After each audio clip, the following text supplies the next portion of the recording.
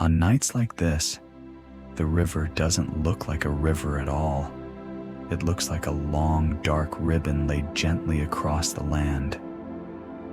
Moonlight gathers in small places, on a blade of grass that leans over the bank, on mist drifting low over the water, on the smooth curve of a stone that has been sitting here long enough to forget what hurry means. Listen for a moment.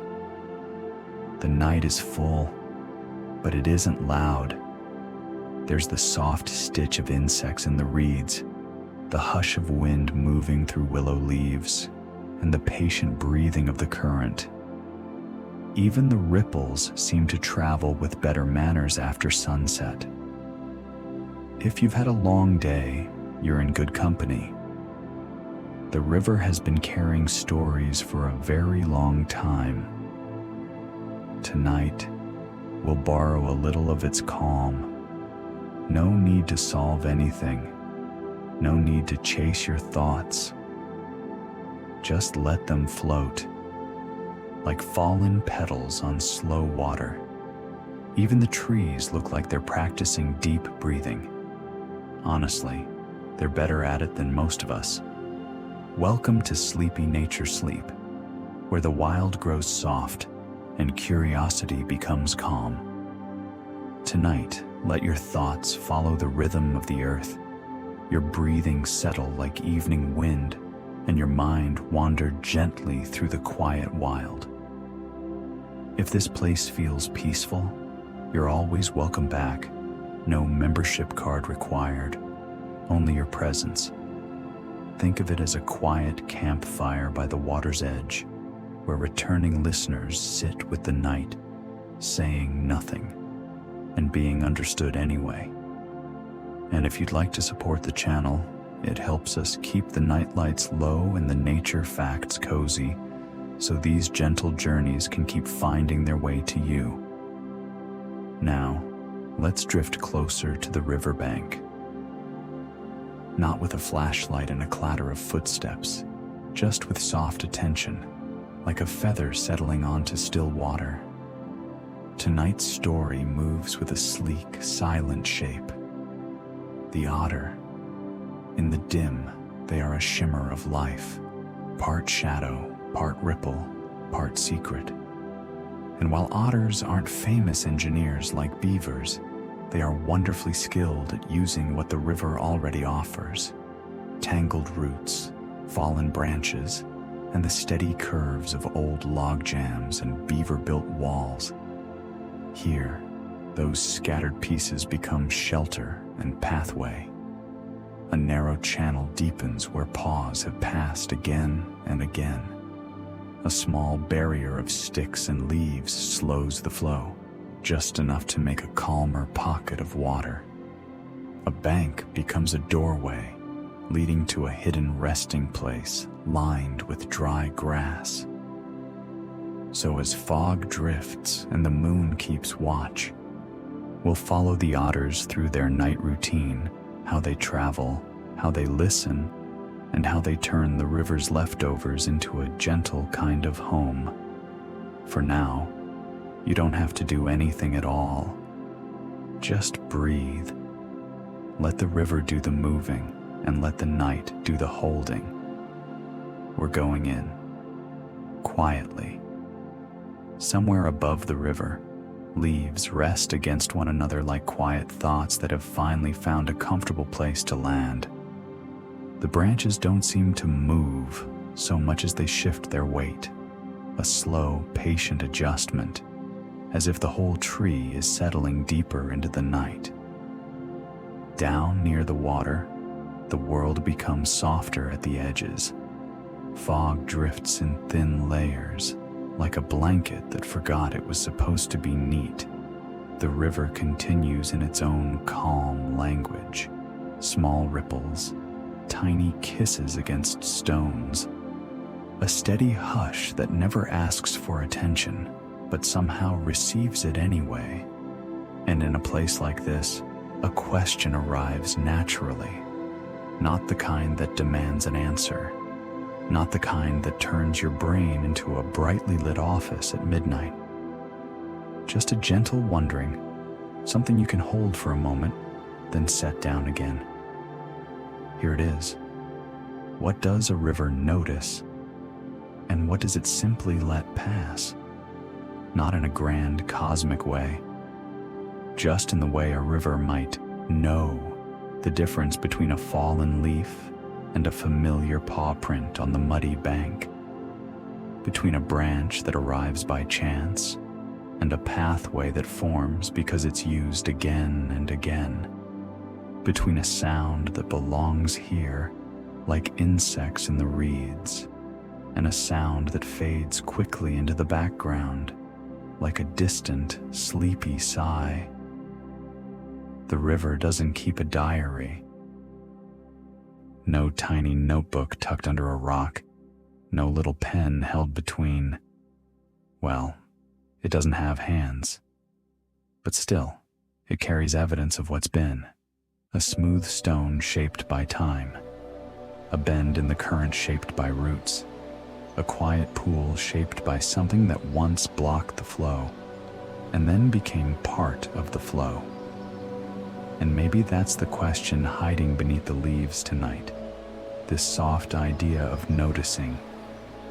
Because you can notice without holding on. You can observe without collecting. You can witness without turning it into a task, which is frankly a talent the river has mastered.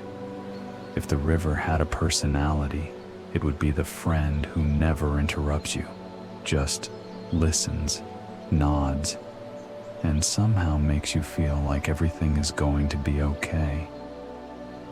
Also, the river would absolutely be terrible at texting back. Very much a seen 3 days ago kind of energy. So while we rest here at the edge of the night, you don't need to solve the question. You don't need to pick it apart.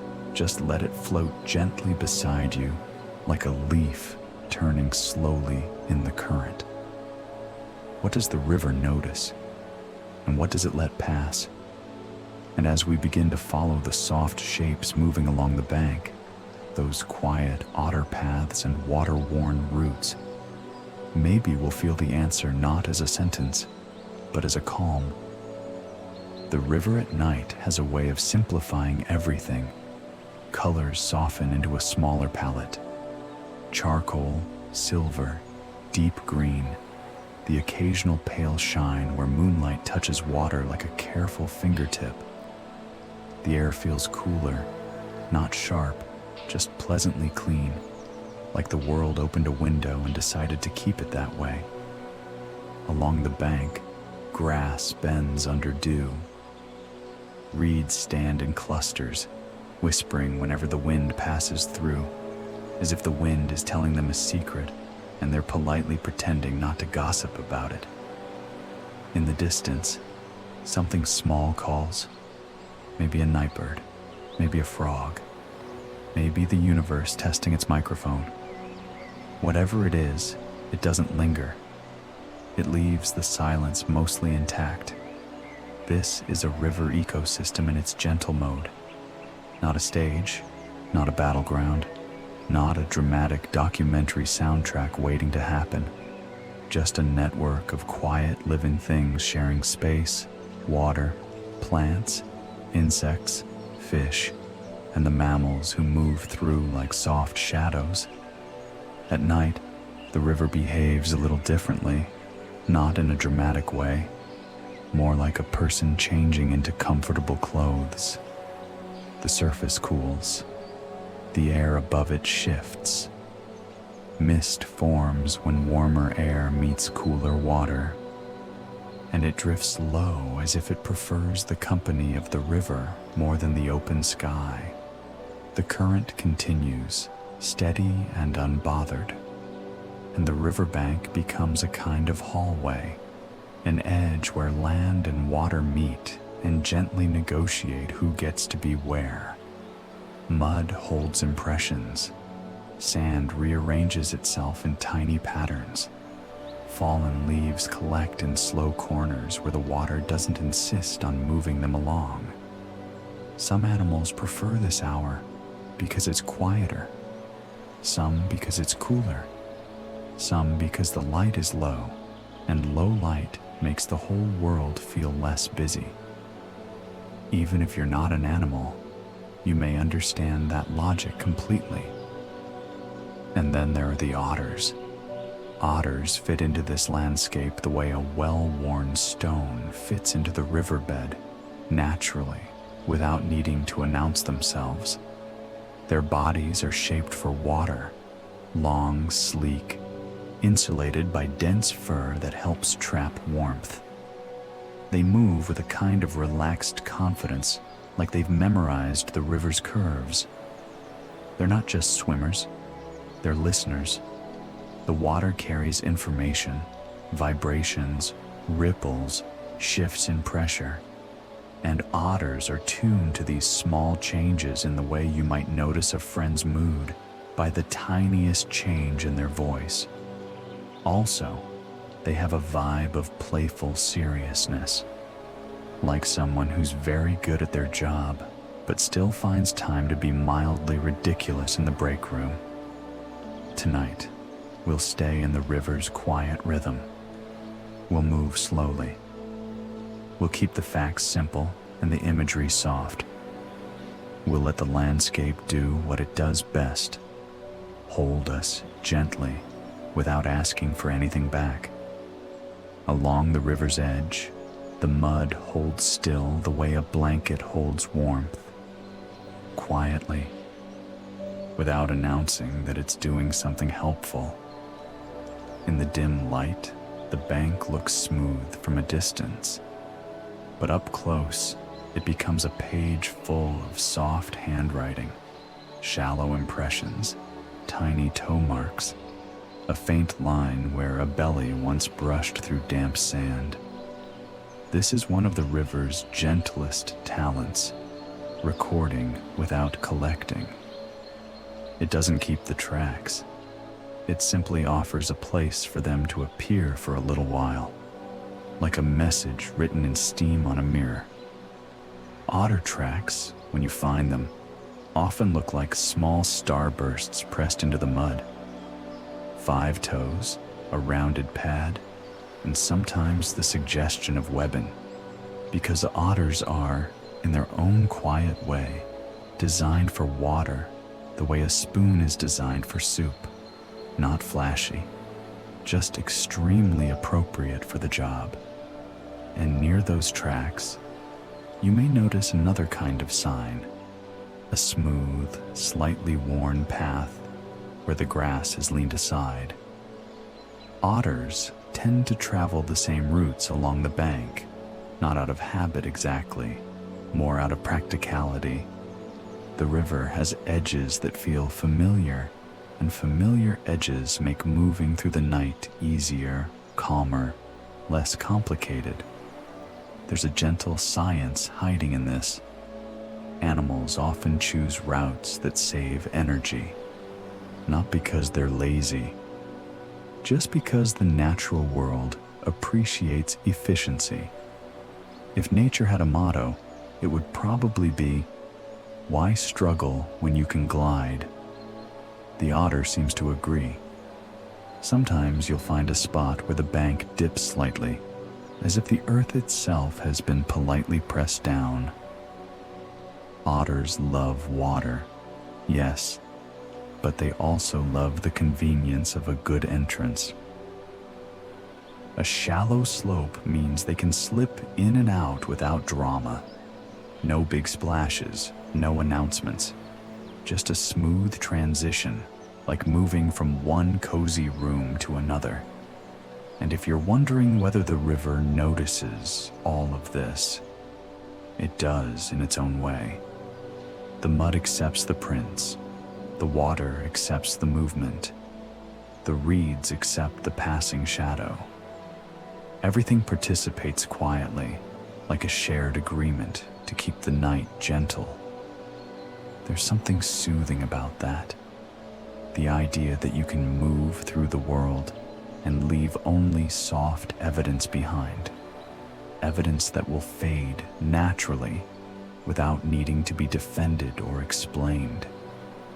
If the otter were writing a letter to the river, it wouldn't be in ink. It would be in footprints and drifted reeds and a faint slide down the bank that says, simply, I was here, briefly, and I fit. And then the water smooths over the rest like a kind, sleepy editor. If you ever catch a glimpse of an otter in moonlight, what you notice first isn't speed or splash. It's the sheen, a sleek, dark softness that seems to borrow the river's own texture, like the animal is wearing water the way some people wear perfume, lightly, naturally, as if it has always belonged. Otters spend a surprising amount of their time simply taking care of their fur, not in a fussy way, more like a calm ritual. They roll, rub, smooth, and comb through it with their paws and teeth. It looks almost meditative, like a bedtime routine. And honestly, it makes sense. A good coat is comfort. A good coat is warmth. A good coat is the difference between feeling at home in cold water and feeling like you accidentally sat on a wet bench. Here's the gentle science beneath the softness. An otter's fur is famously dense, not because it's trying to impress anyone, but because dense fur can trap air close to the skin. That little layer of air becomes a quiet kind of insulation, like wearing a tiny, invisible sweater made of stillness. So when an otter grooms, it's not vanity, it's maintenance. It's a slow, careful rearranging of comfort. Each stroke helps the fur lie in the right direction, helps air pockets form, helps water bead and roll away rather than soak in. The whole process feels like the animal is tidying up the boundary between itself and the world.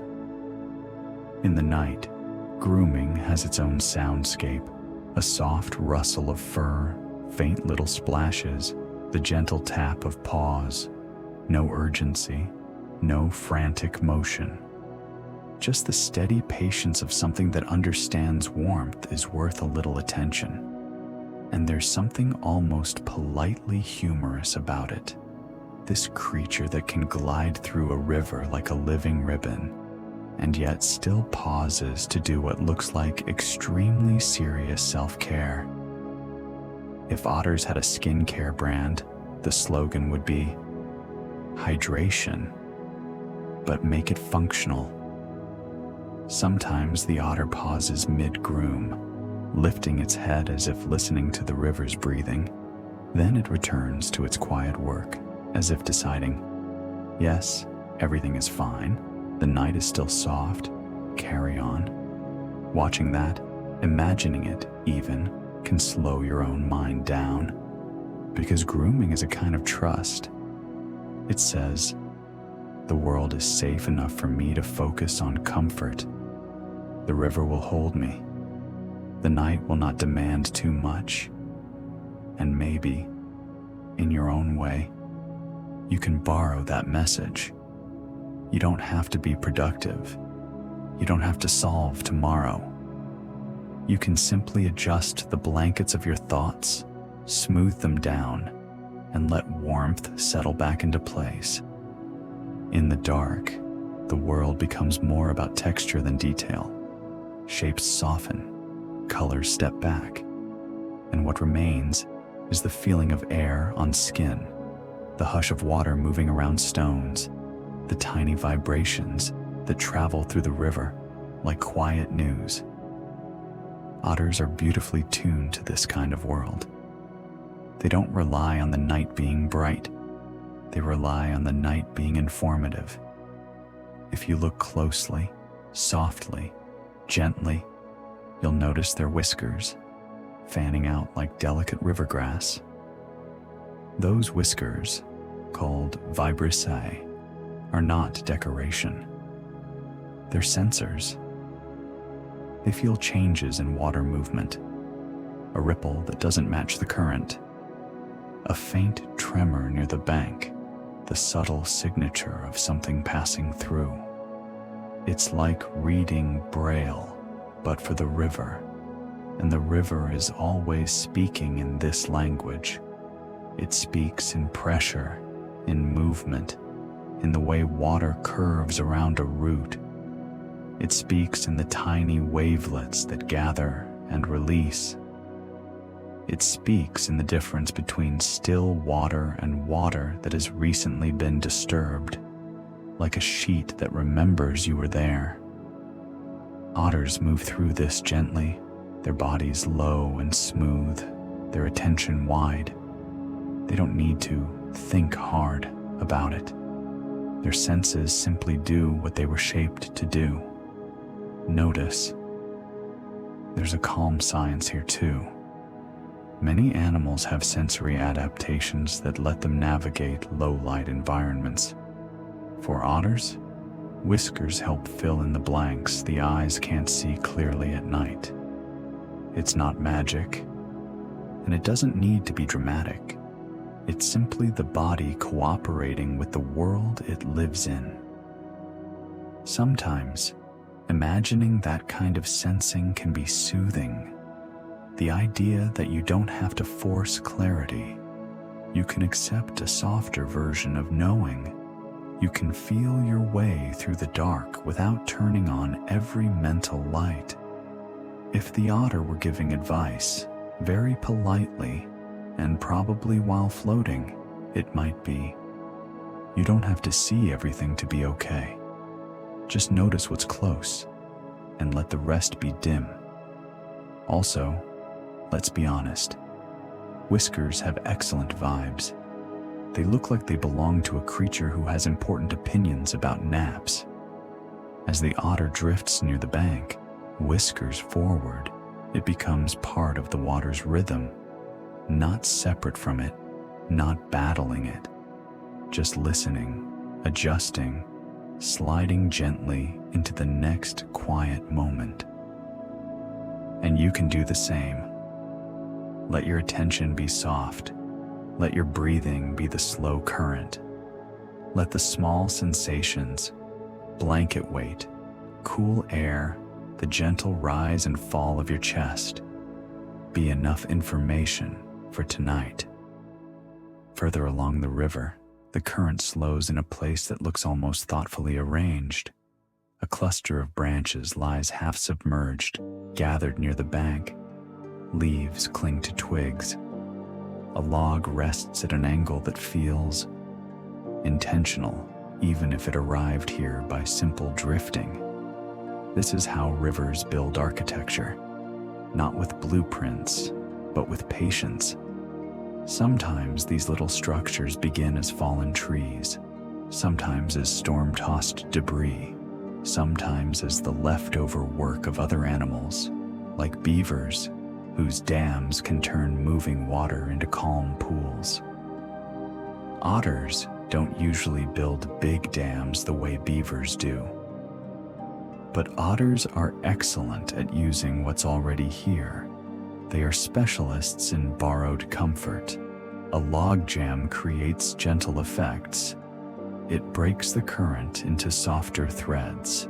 It makes eddies, small spinning pockets where water rests for a moment before continuing on. It traps leaves and reeds, forming little rafts and mats that feel like nature's version of a messy living room. Slightly chaotic, but undeniably cozy. For an otter, this can be a perfect place to linger. The water is calmer. The bank offers cover. The structure provides edges to swim along, places to tuck into, paths to slip through. A river, when interrupted gently, becomes more varied, more nooks, more corners, more soft options. And that's the quiet science of obstacles in water. When flow meets something solid, the flow changes shape. It doesn't get angry. It doesn't fight. It simply rearranges itself, finding new ways to move. There's a little reflection hiding there, like moonlight in a puddle. You don't have to push through everything the same way. You can let your energy curve around what's in the way. You can accept slower water. Occasionally, an otter may nudge a branch into a slightly different position. Not as a dramatic construction project, more as a small adjustment, like tidying a pillow, like shifting a chair a few inches, because suddenly the room feels better. If you've ever rearranged your blanket at night and felt instant relief, you understand this perfectly. And while the night stays quiet, the river continues its gentle work, holding these gathered sticks, letting them soften the current, making a place where calm collects. Also, there's something faintly funny about how engineers in nature often look like they're just doing casual home decor. Beavers, serious carpenters.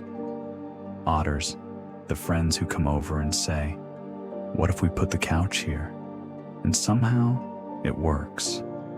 Here, among the half-submerged branches, the water becomes slower and smoother. The air above it feels calmer too, as if even the mist has decided to sit down. And we drift with it, toward quieter pockets, toward softer edges, toward the kind of night that doesn't require anything from you. Near the bend, the river narrows slightly, as if it's drawing its shoulders in to keep warm. The bank rises just a little.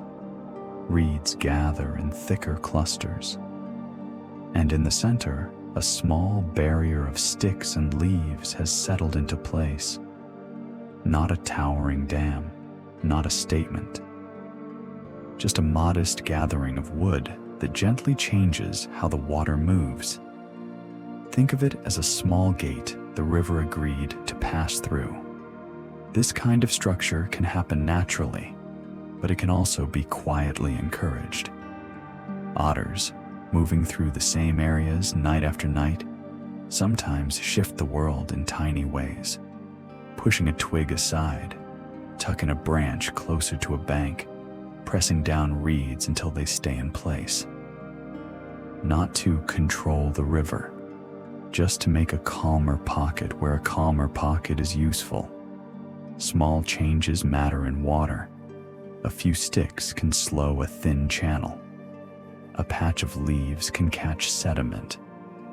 A slightly thicker mat of reeds can soften the edge of a current, turning it into a gentle swirl instead of a straight line.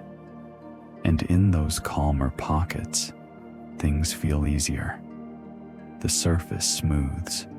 The reflections become clearer. The river's voice lowers. An otter might glide near this little gate with the kind of relaxed familiarity you have when you know you're home in the dark. It doesn't need to hurry. It doesn't need to perform. It simply moves as if the water is a hallway it has walked 1,000 times. If it pauses, it might rest with just its head above the surface, whiskers catching tiny signals. If it rolls, it might let the current hold its body the way a hammock holds someone who has finally stopped thinking about emails. The science here is simple and kind. Water is always responding to shape, to pressure, to temperature, to objects in its way. It isn't stubborn. It isn't dramatic. It adjusts. And that adjustment creates variety, fast threads, slow pools, soft eddies, each one supporting a slightly different set of living things. So even a small gate can become a gentle invitation for life to gather. And maybe that's why it feels so peaceful to imagine. Because it suggests you don't need huge changes to feel calmer. Sometimes you just need a small shift, one twig moved, one thought released, One breath softened. Also, a small gate in the current is a very polite idea. The river doesn't slam into it. The river doesn't complain. The river simply says, "Ah, this way then," and continues. Tonight, you can do the same. Let your mind pass through a smaller opening. Let your thoughts slow. Let the night rearrange itself into something smoother. And as the otters drift through their familiar bends and quiet channels, we drift too toward a softer kind of stillness, where everything feels gently guided, and nothing needs to be forced. Near the gentler edges of the river, where reeds thicken and the current relaxes, the water feels like it has made room for small lives. This is not the dramatic center of the flow. This is the side pocket, the slow lane, the place where the river seems to exhale and say, "It's okay, take your time." In these calmer shallows, food is less a chase and more a quiet availability. Tiny fish drift close to cover. Insects rest on the surface film like little commas in the sentence of the night. Crayfish linger near stones and roots. The river doesn't present a menu so much as it offers a pantry, items placed gently on shelves, waiting for whoever belongs here to notice them. Otters, with their soft attention and sensitive whiskers, move through this pantry like experienced midnight snackers. Not frantic, not dramatic, just present. They use the edges, the shadows, the places where water and vegetation weave together. They pause, listen, glide, and let the river do some of the work of revealing what's nearby. There's a little science tucked into the softness. Riverbanks create complexity. Where plants grow thick, water slows down. Where water slows down, small creatures find cover. Where cover exists, life tends to gather. It's a gentle chain of because, not conflict, not competition, just a quiet logic of habitat. If you imagine an otter feeding here, don't picture splashing chaos. Picture small movements, subtle dips, a smooth turn, a brief pause at the surface. Otters are capable hunters, yes, but tonight we hold that fact like a pebble in the pocket, acknowledged, not emphasized. We keep the mood calm. We let it be simply part of the river's rhythm. And there's something faintly humorous about how wild nature often looks like a creature doing extremely competent chores. The otter is basically completing a night shift, checking the pantry, selecting a snack, returning to the water like nothing happened. Professional, unbothered, hydrated. If you've ever wandered into your kitchen late at night, opened the fridge, and stared quietly as if answers might appear, congratulations. You and the otter share a spiritual practice. Here, the river continues to offer its calm abundance. Not endless, not extravagant, just enough. Enough to sustain the bodies that belong to it. Enough to keep the night moving gently forward. And as you listen, you might feel your own mind becoming simpler, not empty, just less crowded, like a quiet pantry with the light left low. Like thoughts arranged neatly on shelves you don't need to touch right now. Breathe in, breathe out. Let the river hold what it holds. Let you rest where you are. There's a moment, if you're lucky enough to witness it, when an otter stops doing anything at all. It doesn't search. It doesn't travel. It simply floats, as if the water has offered a pillow and the otter has politely accepted. On its back, the otter becomes a small boat of fur and breath. The river cradles it without effort. The current moves beneath like a slow conveyor belt of softness, carrying it just enough to feel motion, not enough to feel pulled. In the moonlight, floating looks like trust. Otters are naturally buoyant, and their bodies are shaped to work with water rather than argue with it. Their fur holds warmth. Their lungs hold air. Their limbs, when relaxed, drift outward like loose parentheses around the body. It's a posture that says, "The night is safe enough for me to rest." Sometimes an otter's paws fold onto its chest, almost like a person holding their hands together while drifting off. Sometimes it turns slightly, as if adjusting for comfort. These are small movements, quiet movements, nothing that disturbs the river's peace. And if you're wondering whether the otter ever looks like it's thinking, it does, but only in the way a sleepy person thinks, not planning, not worrying, more like noticing the sky exists and then gently forgetting about it. There's a soft scientific truth here too. Many animals rest in short cycles, taking calm pauses whenever the world allows. Rest isn't always a long, dramatic sleep. Sometimes it's a floating sigh, a brief settling, a moment where the body says, "Yes, this is enough for now." And if you listen closely, you can almost hear the river agreeing. Also, let's be honest, floating like that is a level of relaxation most of us have to schedule. The otter just does it. No calendar invite, no self-care routine playlist, just water, fur, and confidence. It's mildly insulting, but in a charming way. If the otter had a motivational quote, it would be, "Lie back, let the current handle it." As you imagine the otter drifting, you might notice your own body wanting to soften, shoulders lowering, jaw unclenching, breathing deepening. There's something contagious about a creature that rests so naturally. So let your thoughts float too. You don't need to steer them. You don't need to chase them. If a thought comes, let it pass like a ripple. If it stays, let it settle like a leaf on still water. Tonight, we practice the otter's quiet gift, allowing ourselves to be held.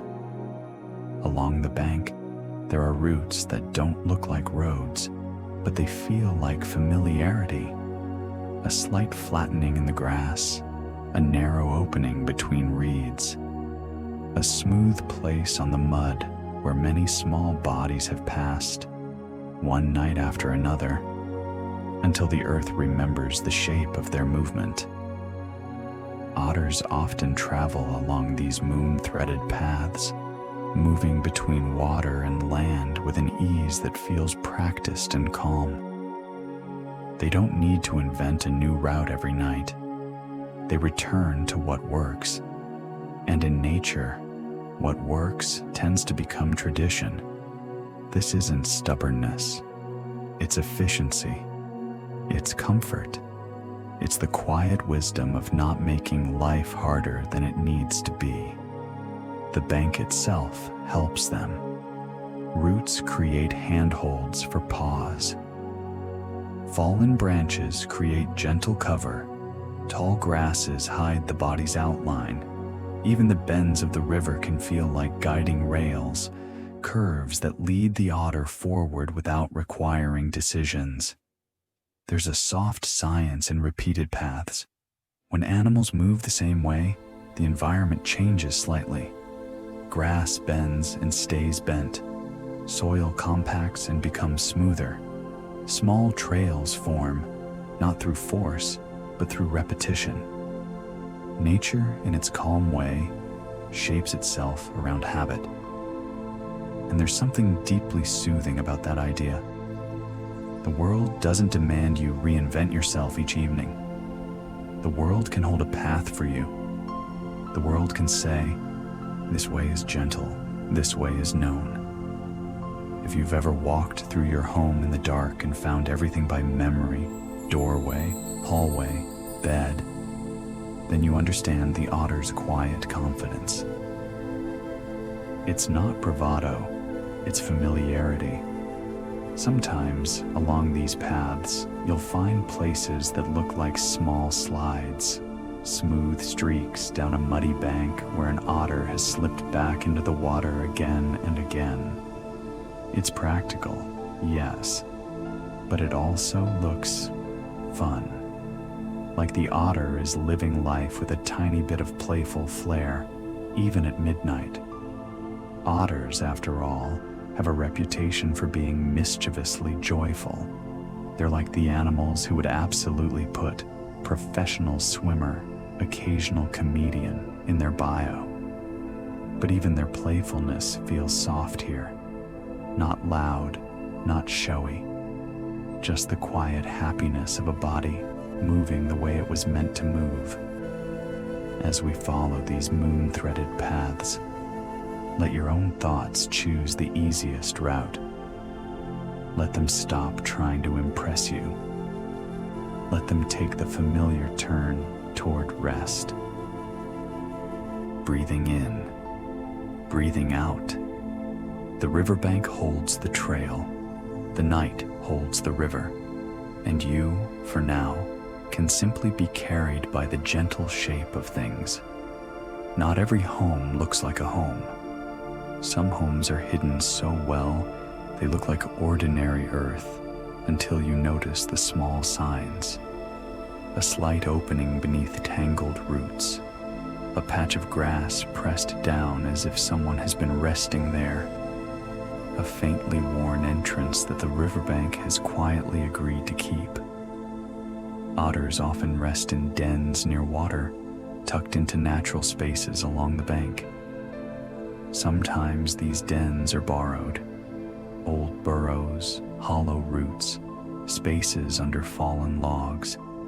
Sometimes they're shaped gently over time by repeated use.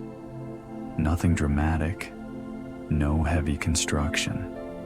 Just the soft persistence of living in one place long enough for the place to adapt to you. A den offers what the night asks for: shelter, warmth, quiet.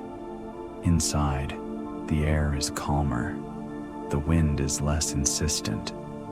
Sounds become muffled, turned into a soft hum, like the world outside is speaking from another room. There's a gentle science to why dens matter.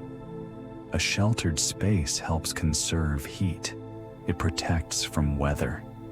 It creates a stable little pocket of comfort in a world that can change with rain and temperature and rising water.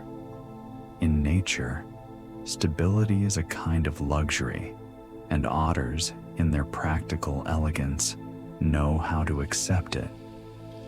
You can imagine an otter slipping into a root doorway with the casual ease of someone entering their apartment after a long day. No announcement. No dramatic door slam, just a quiet arrival, and perhaps a brief pause at the entrance like, yes, this is the correct place. Excellent. There's also something faintly funny about the idea of a den as a home interior. Otters don't decorate with throw pillows, but they do sometimes bring in dry grass or leaves to make a resting area softer, which is basically the wild version of nesting. If otters had home decor taste, it would be minimalist, natural fibers, excellent water access. Inside, the otter can groom, rest, and breathe in a slower rhythm. The body settles, the world feels held. Nothing is demanded, nothing is urgent. And as you picture that root doorway, dark, quiet, safe, you may feel your own mind wanting something similar. A place to tuck in, a place to be unobserved, a place where the day can't reach you. So take that doorway now in your imagination. Let the roots weave overhead. Let the outside noises soften. Let your thoughts become smaller, quieter, less important. Tonight, like the otter, you are allowed to have a sheltered place. The river keeps time, but it doesn't do it with numbers. It does it with temperature, with light, with the way insects rise and settle, with the subtle shift in the air when midnight leans into the deeper part of night. If you listen closely, you can feel that the world has a clock made of softness. The current changes slightly as the air cools. Mist thickens, then thins. A breeze passes through and rearranges the reeds, like someone smoothing sheets on a bed. Far away, a night bird calls once, then chooses silence again, as if it remembers this is a place for sleep. Otters live by this slow clock too.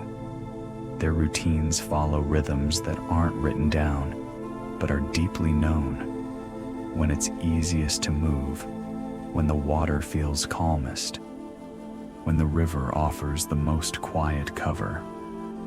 Night becomes a kind of schedule without stress, no alarms, no meetings, just the gentle unfolding of hours. There's a simple science under the calm. Daily cycles affect animal behavior. Light levels change visibility. Temperature affects comfort and energy use. The river itself responds to these shifts, becoming slightly different at night than it is in daytime. Not a new river, just the same river in softer clothing. And because the river changes, the otter's choices change too. Not with urgency, not with drama, just with attention. Sometimes an otter will pause, floating near the bank, letting the world pass through its senses. Sometimes it will travel along familiar edges. Sometimes it will return to shelter. Each choice fits the hour, like a slow dance with time. If you've ever noticed how your own body knows when it's late, even without looking at a clock, you understand this. The heaviness behind the eyes, the slowing of thoughts, the desire to be warm and still. The river's slow clock invites that same feeling.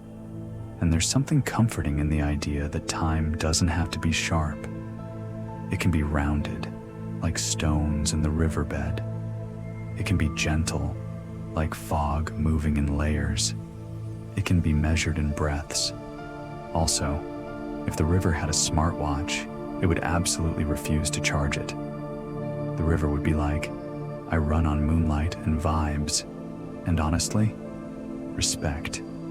So as the night deepens, let yourself move with this softer kind of time. No counting, no planning, no next. Just the slow clock of water and wind and living things settling into their rhythms, steady, quiet, and kind. If you ever watch an otter closely, really closely, you start to notice the pause, not just as feet, not just as paddles, but as small, expressive hands. They open and close with calm precision. They pat and feel. They hold things briefly, then let them go again, like the river itself. Otters are wonderfully tactile animals. In a world where night dims the details, touch becomes a kind of gentle certainty. A paw on a stone, whiskers brushing the surface, fingers curling around something smooth. These small moments of contact are like reassurance. Yes, I'm here, and the world is still solid. There's simple science beneath this softness. Otters use their paws to handle food, to groom, to steady themselves against current, and to explore objects in the water. Their front paws are nimble enough to feel fine textures. and you can almost see the decision-making happening through touch rather than thought. They don't look like they're figuring things out. They look like they're getting acquainted. In the quiet shallows, an otter might lift a small stone and hold it for a moment, turning it as if the stone has something to say. It's not always about tools or technique. Sometimes it's just curiosity with a soft face. Sometimes it's the animal equivalent of picking up a seashell and thinking, well, you're lovely, aren't you? And yes, otters are known for using rocks in certain situations, like cracking open shellfish. But tonight, we don't need the dramatic version of that story. Tonight, we simply picture the hands at work, gently, patiently, like a slow craft, like someone making tea. If the otter were a person, it would be the friend who insists on touching every fabric in a store. Is this soft? Wait, feel this one. And then somehow convinces you to buy a blanket you didn't know you needed. There's something tender about hands, about holding, because holding is temporary. Holding is careful. Holding suggests attention without ownership. And that can be a calming lesson for the mind. You can hold a thought without gripping it. You can touch an emotion without wrestling it. You can notice something and then let it drift away again, like a leaf released into slow water. As the otter continues along the bank, paws occasionally reaching forward, the world feels close and manageable, not huge, not overwhelming, just a series of small textures: damp mud, cool water, smooth stone, soft fur, and maybe your own world can shrink to that scale tonight. The weight of your blanket, the gentle temperature of the room, the slow rhythm of your breath, hands that hold the world, and then, kindly, let it go. Along certain stretches of the river, the reeds grow so thick, they become a kind of curtain. They sway together, creating a soft wall of green and gold, even at night when color is muted and everything leans toward shadow and silver. In the moonlight, reeds look like thin paintbrushes dipped in darkness. They bend, they straighten, they bend again. The wind passes through them like someone's hand brushing through long hair, slow and repetitive, as if the night is trying to soothe itself. For otters, reed beds are comfort. They offer cover from open space. They muffle sound. They break up the surface of the water, making movement less obvious. And they provide a feeling that many creatures enjoy, the feeling of being hidden without being trapped. There's gentle science here too. Reed beds create shelter for many small animals. They slow the current, trap sediment, and help stabilize riverbanks. In a way, they're the river's soft furniture, natural structures that make the ecosystem feel more layered and livable. An otter moving near reeds doesn't need to do anything special. It simply glides along the edge, body low, whiskers forward, following the quiet pathways where water is calmer and the world feels less exposed. Sometimes you may see only a hint of it, a small V-shaped ripple moving through the reeds, a soft rustle, a brief shimmer of wet fur. The otter becomes part of the reed bed's rhythm, as if the river grew a moving shadow and then decided to keep it. And if you picture an otter resting near reeds, it feels like a bedtime scene. Reeds can form floating mats of vegetation, and calmer water collects around them like a little bowl of stillness. The air is softer here, the sound is lower. The world feels padded. Honestly, reed beds are basically nature's noise-canceling headphones. Not perfect, but surprisingly effective. If the reeds had a personality, they'd be that gentle friend who says, "Come sit here, it's quieter," and then immediately offers you a blanket. They don't ask questions. They don't demand conversation. They simply provide. So let your mind take that invitation. Let the reeds surround your thoughts, not tightly, just enough to soften their edges.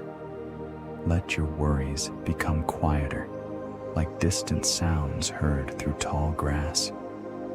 Let your breathing slow into the river's pace.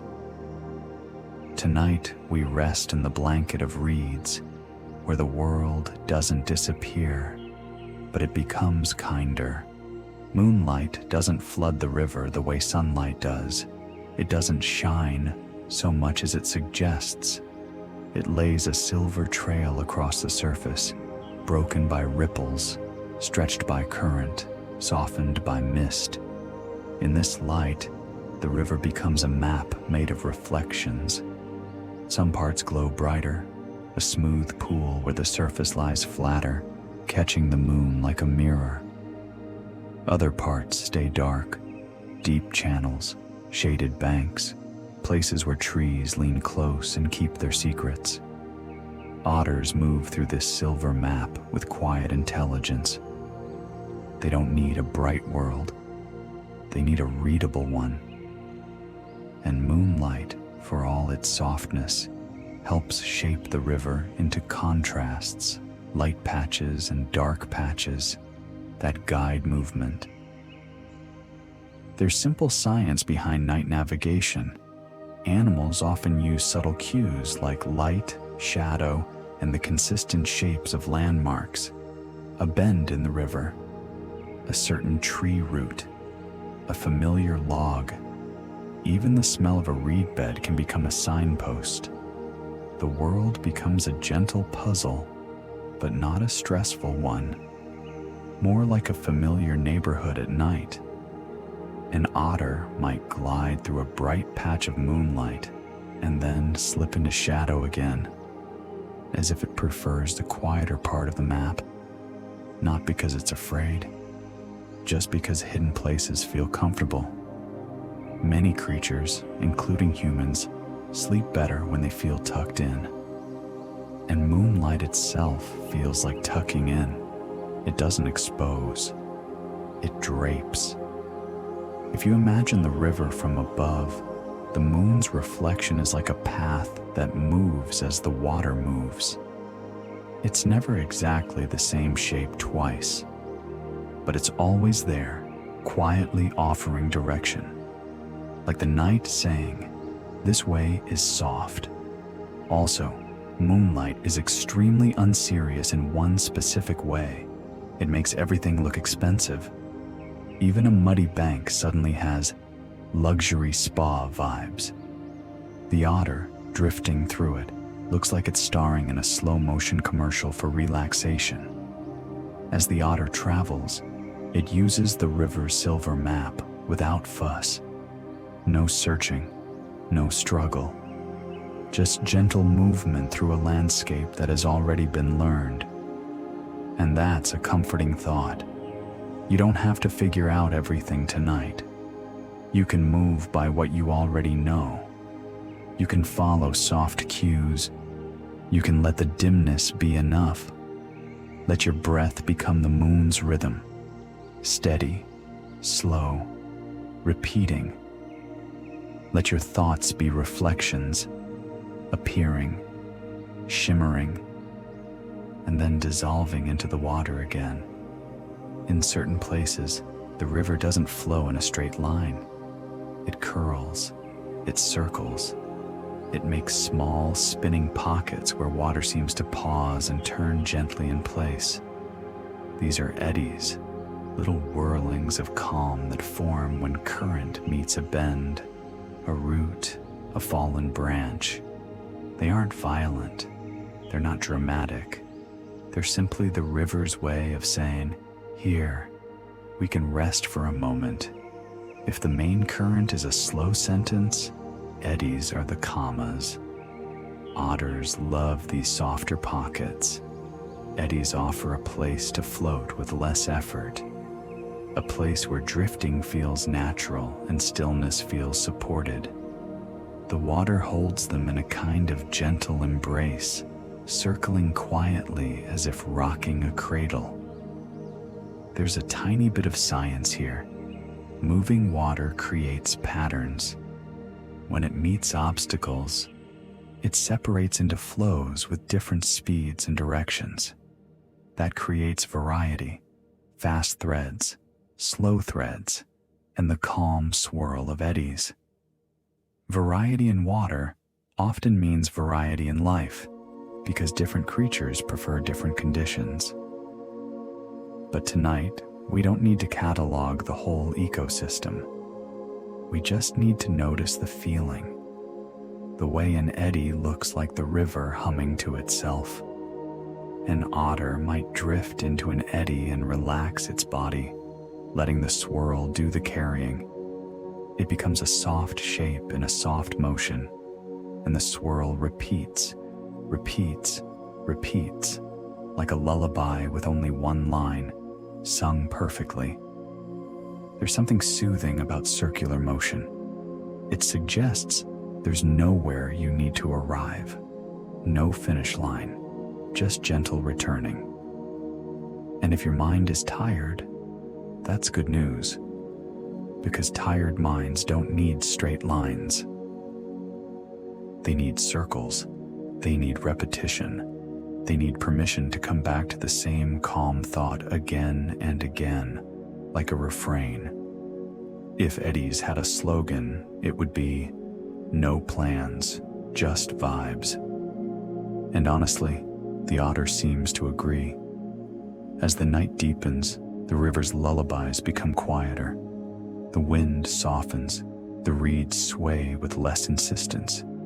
The water's surface smooths in places, and the eddies continue their slow rocking, patient and steady. So let your breathing find that same rhythm. In and out, in and out. Let each breath be an eddy, circling you gently back toward rest. Not every moment happens in the water. Sometimes the otter comes onto land and simply pauses. The riverbank, damp and cool, offers a different kind of comfort. It's solid. It's quiet. It smells of soil and roots and wet leaves.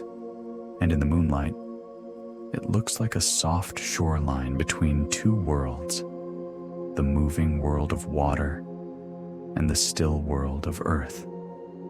An otter might climb onto the bank with calm ease, shaking off droplets in a way that feels more like adjusting than shaking. Then it settles, belly to ground, body curved, paws tucked. The posture looks effortless, like the animal has learned how to rest without overthinking it. There's gentle science under this behavior. Coming onto land can help otters groom, warm up, and rest in a sheltered spot. A bank might be chosen because it's protected by reeds, or because a root makes a little roof overhead, or because the ground there stays dry enough to feel comfortable. But mostly, it looks like what it is, a pause. And pauses are powerful. They're the quiet moments where the world doesn't ask for performance, where an animal can simply exist, where you, listening, can feel your own nervous system unclench a little. If you picture the otter here, resting on the bank, you might notice how the night holds it. The fog stays low, the river stays nearby, the insects keep their soft chorus. Everything continues, but nothing demands attention. Also, this is important, the otter's whole vibe in a pause is deeply relatable. It's like the animal version of sitting on the edge of your bed and staring peacefully into the distance, thinking, Yes, I am done being a person for today. And then, without rush, the otter may slide back toward the water, or it may stay a little longer. The choice doesn't feel urgent. The choice feels like comfort, deciding what comes next.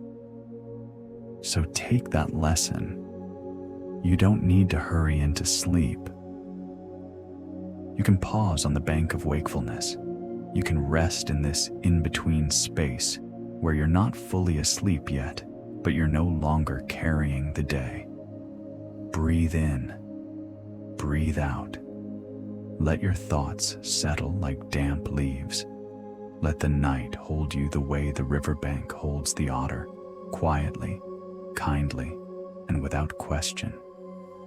If you listen to a river long enough, you begin to notice it doesn't make just one sound.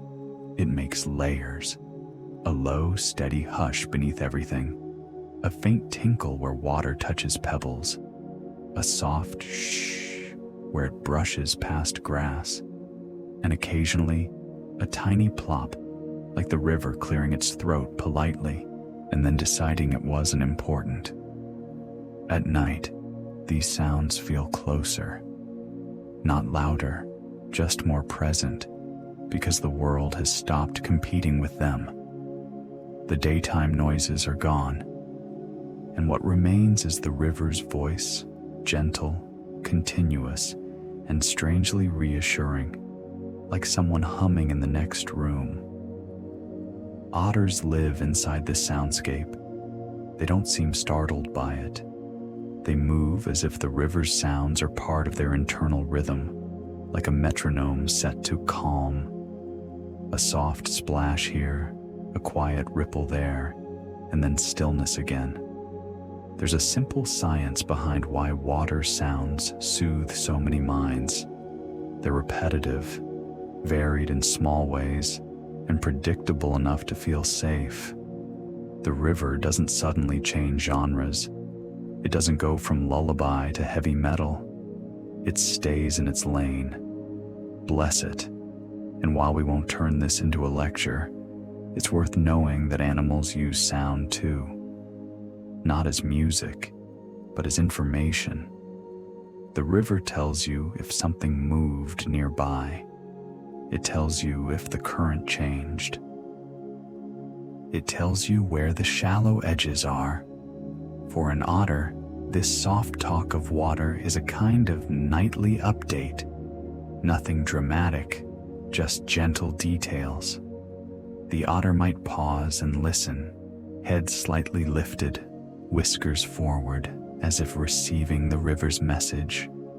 Then it continues, calm as ever, because the message was probably, everything is still wet, carry on. There's something comforting in that, the idea that the world communicates in small, steady ways, and you don't have to interpret it perfectly. You can just let it wash over you. As you lie here, you can borrow the river's sound as a resting place. Let the hush fill the corners of your mind. Let the tiny variations keep your attention soft, not sharp.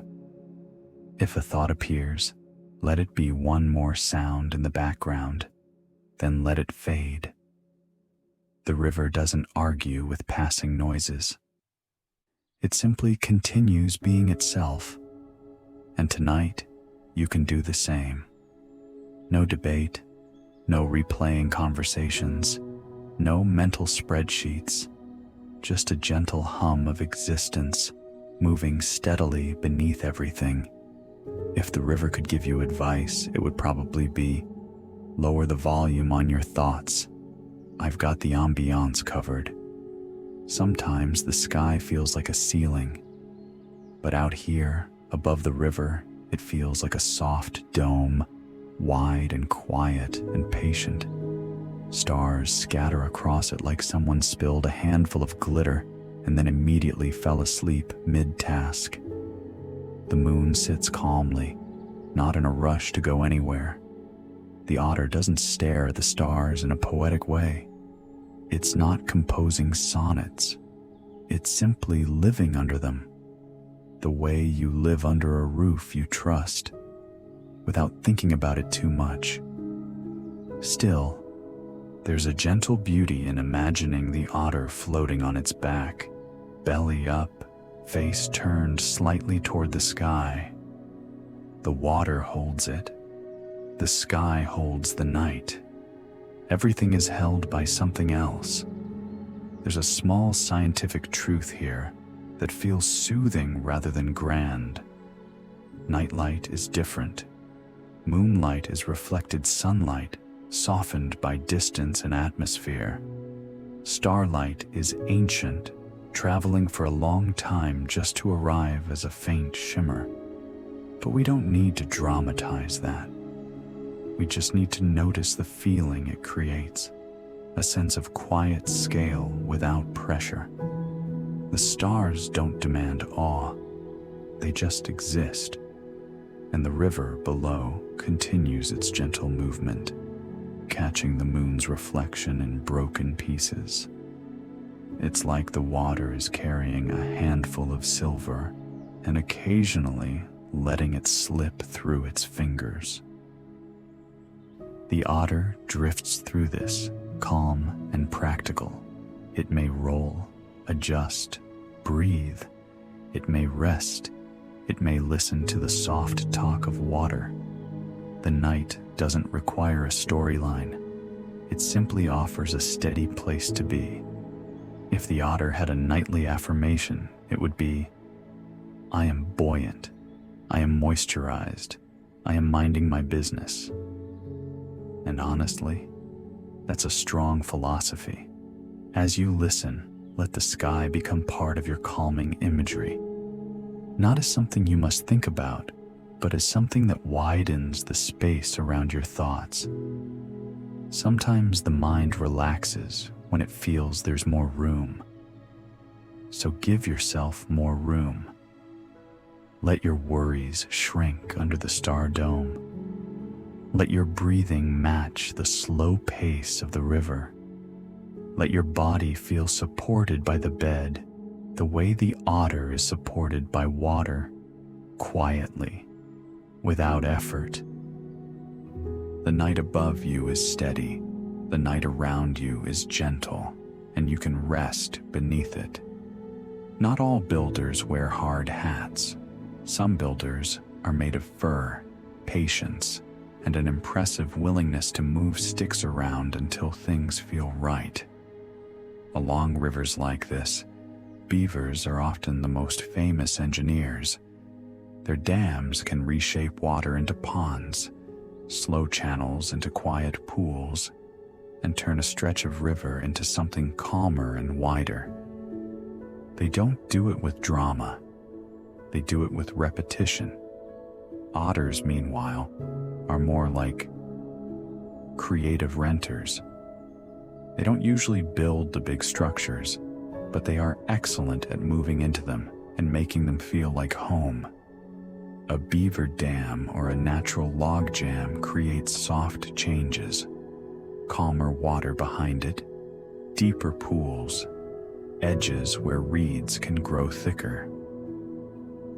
Those changes ripple outward through the ecosystem in gentle ways. Slower water can hold more sediment. Plants take root. Insects gather. Fish find shelter. Birds visit. It becomes a neighborhood, quietly, gradually, without needing a grand announcement. And the otter benefits from all of it. Calm pools are easier to float in. Complex banks offer hiding places and den sites. Abundant plant cover creates a softer world for traveling and resting. The otter doesn't have to fight the river. It can choose the calmer pockets the engineers have helped create. There's something soothing in that. The idea that small, steady work can make a landscape more comfortable, not just for one creature, but for many. If you've ever tidied a room and felt your brain relax, you understand the principle. Structure can be a kind of kindness. Of course, nature's engineering style is not minimalist. It's more rustic. A beaver dam is basically a giant pile of sticks with excellent functionality. If a human did it, your friends would be like, "Are you okay?" But the river is like, "Actually, this is perfect." And in a way, it is perfect, not because it's pretty, but because it's useful, and because it creates softness in the flow. Tonight, we don't need to picture construction, just the result. Water smoothing out, forming a quiet pool where reflections settle and the night feels deeper. Somewhere near that calm, an otter floats or slips through a familiar channel, benefiting from work it didn't have to do. And maybe that's another gentle lesson. You don't have to do everything alone. You can rest in the calm created by others. You can accept support. You can let the world be structured enough to hold you. The river engineers have done their part. Now you can do yours. Breathe, soften, and let yourself be carried. Every river has places that feel like corners in a room. Not literal corners, of course. Water doesn't do straight lines very often, but familiar bends, sheltered inlets, and little alcoves where the current slows and the world feels protected. These spots aren't always obvious. Sometimes they're just behind a curtain of reeds. Sometimes they're under a low branch that leans over the water like a sleepy guardian. Sometimes they're where the bank curves inward, creating a small pocket that feels tucked away. Otters know these places intimately. They return to them the way you return to your favorite side of the couch, the way you know which chair in a room feels best, the way your body recognizes comfort before your brain even names it. There's simple science behind this too.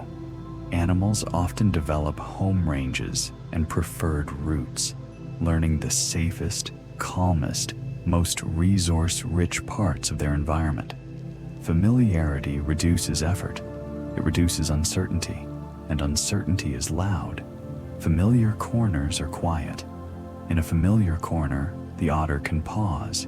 It can groom. It can float. It can breathe. The world here doesn't feel wide open. It feels held. And if you imagine the otter resting in one of these tucked spots, head barely above the surface, whiskers relaxed, eyes half closed, you might feel your own body echoing the posture. That's the power of calm imagery. It's like your nervous system recognizes the scene and says, "Yes, that. Let's do that." Also, there's something deeply charming about the otter's commitment to comfort. It's like the animal version of saying, "I know a good spot," and then taking you to the coziest, most sheltered corner of the night. If otters hosted a tour, it would be called Hidden Places That Make You Feel Safe, a gentle water edition. 5 stars, very soothing. So tonight, let yourself have a familiar corner too. Maybe it's the position you're lying in. Maybe it's the way your pillow supports your neck. Maybe it's the sound you're listening to right now, steady, predictable, soft. Let that familiarity do its job. The mind relaxes when it recognizes something safe. It stops scanning. It stops searching. It settles. And as the otter rests in its quiet corner of the river, you can rest in yours, softly, patiently, without needing to move anywhere else. As the hours deepen, the night seems to slow itself down even more. The wind grows less curious. The reeds sway with smaller movements. The river's surface smooths in longer stretches, as if the water has decided to become a little more elegant for bedtime. This is the gentle drift when the world moves, but everything moves slower. The otter's routine follows this drift too, not as a strict schedule, but as a natural easing. There may be moments of travel, moments of feeding, moments of grooming, but everything feels woven into the same quiet pace, like a lullaby made of small actions. Adrift doesn't mean nothing happens. It means nothing insists, and that's what makes it restful. If you imagine the otter moving now, it might be slipping along the bank in a familiar channel, its body a smooth curve in the water. It might be floating briefly in a calm pocket, letting an eddy rock it like a cradle. It might be pausing at the edge of reeds, listening, then continuing without hurry. The river supports all of this. It doesn't speed up to demand more. It doesn't slow down to make a point. It simply continues in the way that rivers do, steady, patient, always returning to itself. There's a quiet truth here that can help a tired mind. You don't have to force rest. You can drift into it. Rest can arrive like fog, gradually, softly, without announcement. So let your attention loosen. If you're still awake, that's okay. You're allowed to be in between. The night is not grading you. The river is not keeping score. Even the otter isn't judging you. And the otter is famously confident, so if it's not judging, you're safe. Breathe in, breathe out. Let your thoughts move like gentle driftwood, floating, turning, not needing to go anywhere quickly. Let your body become heavier, as if the bed is slowly growing more supportive beneath you. The night's gentle drift is already happening around you, whether you do anything or not. And soon, like the river smoothing itself into stillness, your mind may soften into sleep without even realizing it has begun. If you ever wonder whether a landscape remembers, the river offers an answer that feels gentle rather than certain. It doesn't remember like a mind remembers, with sharp images and clear dates. It remembers the way a blanket remembers your shape when you stand up. A softness, a suggestion, a faint impression that lingers for a while, then slowly smooths itself out. Along the bank, memory appears in quiet forms. A line of driftwood gathered in one curve, as if the water has a favorite corner for leaving gifts. A patch of reeds leaning slightly more than the rest, shaped by wind and repeated passing. A smooth slide in the mud where an otter has returned again and again, not to make a point, just because the route feels right. And then, without drama, the river adjusts. Rain changes the edge, sun dries the marks, new leaves fall, silt settles. The old impressions fade into a newer version of the same place, like the world refreshing its page without losing its tone.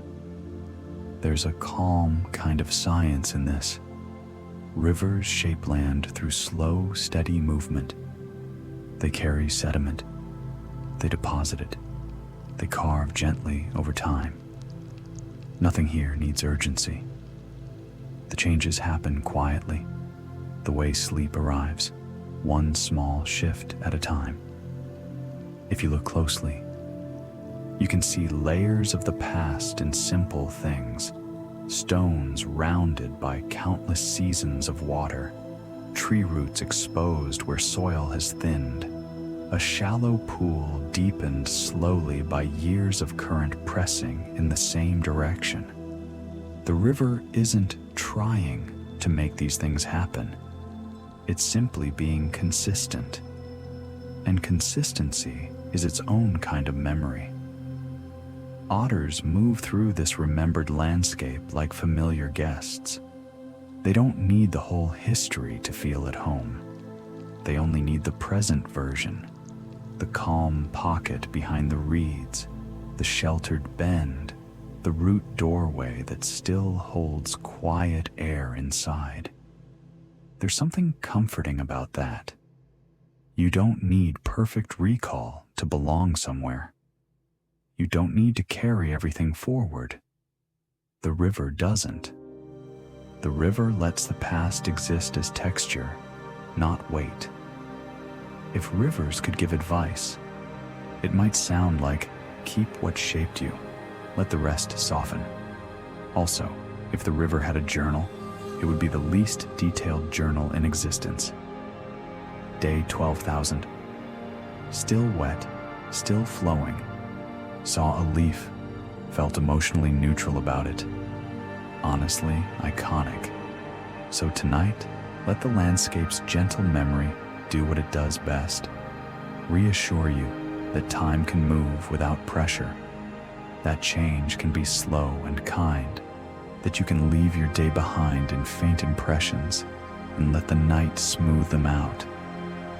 Breathe in, breathe out, and let your thoughts become like river marks, soft, temporary, and safely fading. When people hear the word intelligence, they often picture a brain working hard, like a little office full of urgent emails. But nature offers a quieter kind of intelligence, one that doesn't rush, doesn't speak loudly, and never seems impressed by its own cleverness. The river's intelligence is in how it balances, how it responds, how it finds a calm path around what's there. A fallen branch slips into the current, and the water doesn't panic. It reshapes its flow. It creates a small eddy. It makes a calmer pocket behind the wood, and that pocket becomes a place where tiny lives gather.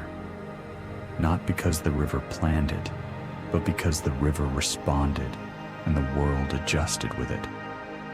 This is ecosystem intelligence, feedback, balance, gentle cause and effect. Reeds grow where water slows. Their roots hold the bank a little steadier. Insects gather among the stems. Fish linger where cover feels safe. Otters drift nearby because the whole area has become softer, more livable, more layered. No one is issuing instructions. No one is given a lecture. It's just a quiet network doing what networks do, supporting, adjusting, continuing. And there's something deeply soothing about that, because it suggests you don't have to control everything to be okay. You don't have to solve the night. You can simply respond to it. If your mind feels busy, imagine it learning from the river. A thought arrives like a small branch in the current. You don't have to fight it. You can let your attention flow around it. The thought becomes part of the landscape for a moment, and then it drifts away. That's a kind of intelligence too. Otters, in their own way, live inside this calm responsiveness. They choose routes that feel easier. They rest in pockets where the water holds them. They use the river's textures, reeds, roots, log jams, not as obstacles, but as features of comfort. They don't overcomplicate. They cooperate with what's already working, which honestly is a life skill. If the otter were your life coach, it wouldn't shout affirmations. It would float beside you, blink slowly, and say, "Have you tried being buoyant?" And somehow you'd feel better. So let the river's intelligence be your lullaby tonight. Not the intelligence of striving, just the intelligence of settling, breathing in and out. Let your thoughts become part of the flow, not a problem to fix. Let your body find the calm pocket where it naturally relaxes. The river doesn't force balance. It practices it, quietly, patiently, every night. And you can too. Nature's poetry isn't always in grand views. Sometimes it's in practical details that happen to be beautiful, like warm fur and cold water, like a dense coat holding tiny pockets of air, like a body shaped to glide through a river as if the river and the body were old friends. Otters carry a small miracle with them, insulation made of softness. Their fur is famously dense, and when they groom it, slowly, carefully, they're not performing. They're maintaining comfort. They're arranging warmth the way you arrange blankets, making sure the layers sit just right, making sure the air stays trapped where it helps most, making sure the outside world doesn't press too close. It's adaptation, yes, but it's also elegance. There's a gentle truth here. Survival in nature often looks like good design, not flashy, not dramatic, just well-suited. Otters don't need to prove they belong in water. Their bodies already agree with the river, and that agreement feels like poetry because it's harmonious. A sleek shape, a quiet glide, a breath held easily, a float that looks like trust. Even the small details carry meaning. Whiskers that read water like fingertips read fabric. Webbed feet that move softly without chaos. A streamlined body that spends energy efficiently because nature appreciates efficiency the way sleepy people appreciate an extra pillow. If you've ever felt a moment of relief when something finally fits, shoes that don't rub, a chair that supports your back, a blanket that's the perfect weight, then you understand the comfort of being well adapted. The otter lives in that comfort, and there's a small, affectionate humor in it too. Otters are built for water, yet they still look like they're enjoying it more than necessary. Like, yes, I'm adapted, but I'm also having an excellent time. They give off the energy of someone who owns a bathrobe and uses it confidently. So tonight, let the poetry of adaptation soften your thoughts. You don't have to become someone else to rest. You don't have to force your body into sharp alertness. You can let your own design, your lungs, your heartbeat, your natural rhythm, do what it already knows how to do. Breathe in, breathe out.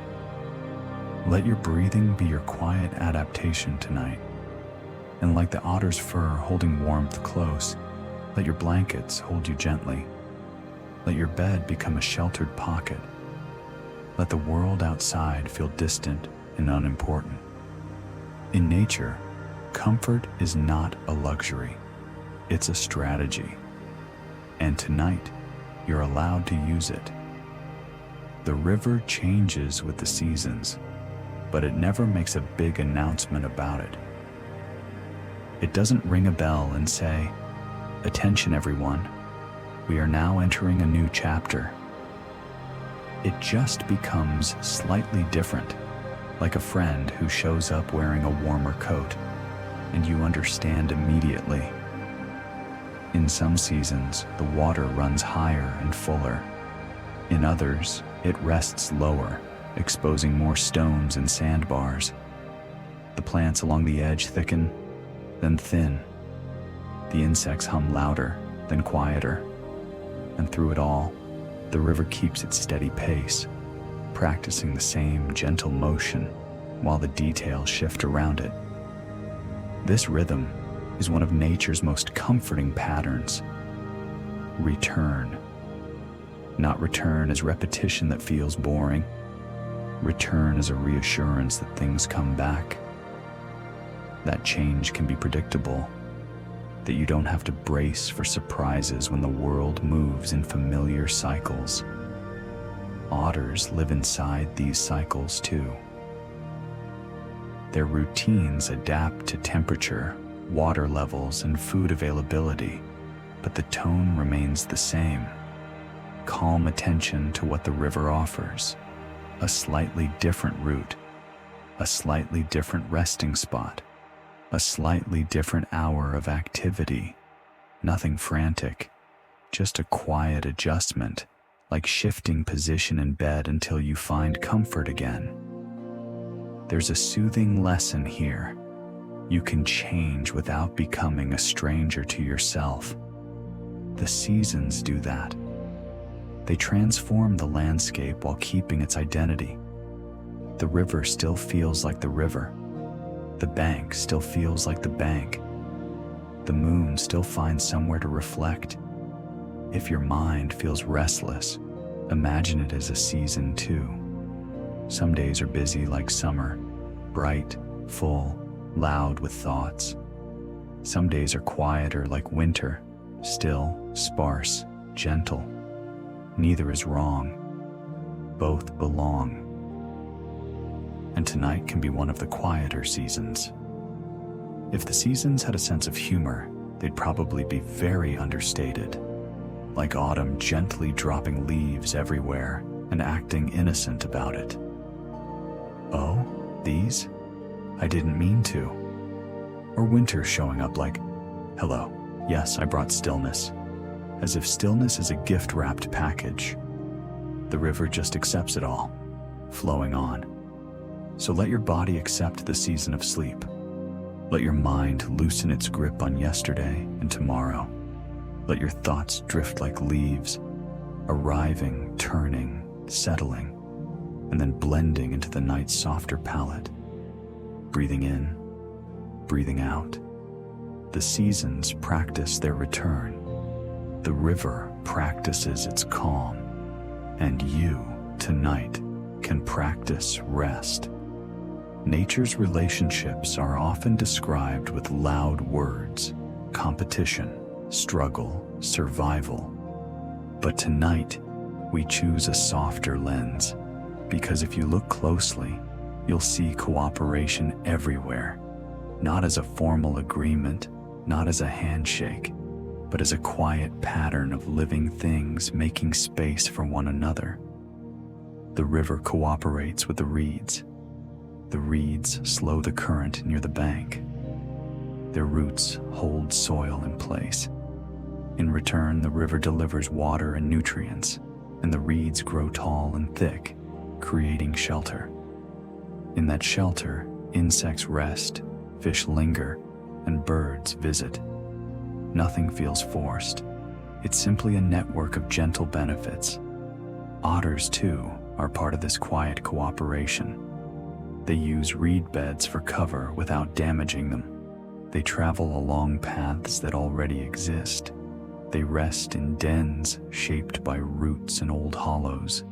They move through the landscape like someone visiting a peaceful library, present, respectful.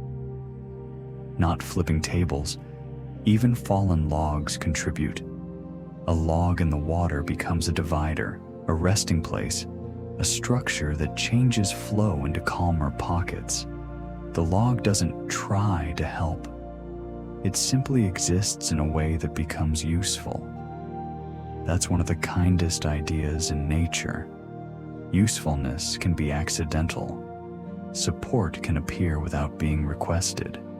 And maybe you can feel that support tonight. The bed supporting your body, the air supporting your breath, the night supporting your sleepiness. None of it is asking you to earn it. It's just there. If cooperation had a mascot, it might honestly be moss. Moss shows up, settles in quietly, and improves everything by being soft. Also, moss never seems stressed. Moss is like, I'll be here. Take your time. Extremely aspirational. The river has moss too, and stones, and slow corners, where life gathers gently. This is an ecosystem that doesn't need loudness to function. It thrives through small, steady exchanges. Otters glide through this web of quiet cooperation and fit into it naturally. Their presence doesn't feel like a disruption. It feels like another thread in the fabric of the night. So as you listen, let yourself be part of a softer network too. Let your thoughts stop arguing with themselves. Let your breathing cooperate with your body, slow, steady, kind. Let sleep approach like a gentle partner, not a demand. In and out. The river cooperates with the land. The reeds cooperate with the water. The night cooperates with rest. And you, without trying too hard, can cooperate with sleep. If you stay beside a river long enough, you start to notice how often nature repeats itself. Without ever feeling repetitive, the same motion, the same hush, the same slow turning of water around stone, and yet every moment arrives with its own tiny details, like the night is wearing the same outfit in slightly different fabric. Life here moves in cycles that don't announce themselves. A reed grows taller, then dries and bows, then becomes part of the bank's soft litter. Insects rise in the warm hours, then quiet down when the air cools. Leaves loosen from branches, fall without ceremony, and begin their slow transformation into soil again. Nothing feels like a big ending. It feels like a gentle handoff. Even the river participates in this kind of quiet renewal. It carries silt downstream, then lays it down again in calmer pockets. A sandbar appears, then smooths away. A bend shifts by a small, patient amount. The river never says goodbye dramatically. It simply continues, and in continuing, it rearranges the world into new versions of itself. Otters live inside this rhythm too. Their paths along the bank become familiar, then fade, then form again after rain.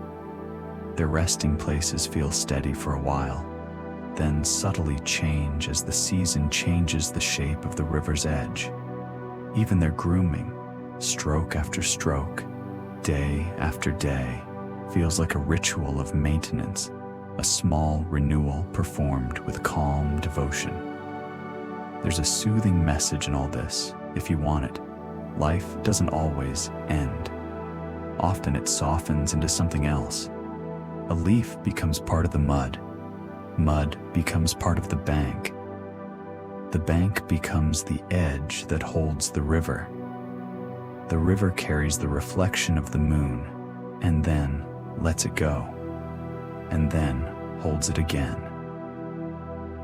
If you've been carrying your day like a heavy object, imagine the river holding it for you, just for tonight. The river doesn't judge what it receives. It doesn't label it good or bad. It simply lets it drift, lets it settle, lets it become quieter. Also, nature is weirdly good at not being sentimental. The river is basically like, yes, that happened. Anyway, which is honestly an energy many of us could borrow. So let this part of the night be a small renewal. Let your shoulders release a little. Let your thoughts loosen their grip. Let the day fade into softer shapes, like ripples smoothing out after a stone has already sunk. Breathing in, breathing out. The river keeps moving. Life keeps returning. And you don't have to hold everything so tightly in the meantime. There's a kind of success in nature that doesn't look like winning. It looks like continuing quietly, steadily, without needing applause. Look at moss, for example. Moss never seems rushed. Moss never looks stressed. Moss doesn't hustle. Moss simply arrives, settles in, and gradually becomes a soft green presence that makes the world feel calmer. If moss had a resume, it would be one line long. Excellent at being here. Somehow that's enough. The river practices this same gentle philosophy. It doesn't sprint. It doesn't force. It moves at the pace that makes sense for water and gravity and time. When it meets a stone, it curves around it. When it meets a fallen branch, it adjusts its shape. It keeps going, not aggressively, just faithfully. And otters? Otters are a lovely blend of purposeful and relaxed. They can be quick when they need to be, but they also know how to float like they invented leisure. They rest in calm pockets. They groom without rushing. They choose familiar paths that save effort. They accept the river's rhythm instead of trying to outpace it. There's a soft lesson here that doesn't moralize. It simply offers a different way to feel. Slow is not a failure. Slow can be skillful. In the natural world, slowness often means efficiency. It means conserving warmth. It means using the easiest route. It means staying with what works. It means letting the environment support you instead of trying to overpower it. If your mind has been moving too fast lately, imagine it learning from the river. Imagine your thoughts becoming rounder, smoother, less sharp at the edges, like stones shaped by water over a long time. Imagine your breathing taking the lead, becoming the steady current your mind follows. And yes, it is slightly funny that the most relaxed creature in this whole story is a professional swimmer in cold water. The otter floats like it has no bills. It drifts like it has never met a deadline. It carries the confidence of someone who would absolutely say, "I'm booked and busy," while literally doing nothing. So tonight, give yourself permission to succeed at slow. You don't need to earn rest. You don't need to prove you deserve it. You can simply settle into it the way the river settles into its channel, the way moss settles into shade, the way an otter settles into a calm eddy like it's a personal spa. Breathing in, breathing out, slow can be wildly successful, and tonight, slow is more than enough. Home in nature isn't always a single place. Sometimes it's a pattern, a set of familiar edges, a route that feels known under your feet, a sheltered corner where the air stays calm and the sounds stay soft. For an otter, home can be a den tucked beneath roots, hidden like a secret the river keeps kindly. It can be a bend in the bank where reeds grow thick and the water slows into a gentle pocket. It can be a familiar slide in the mud that leads back into the river as smoothly as turning down a hallway in the dark. These places don't need labels. The otter doesn't hang a sign that says, "Welcome." It simply returns.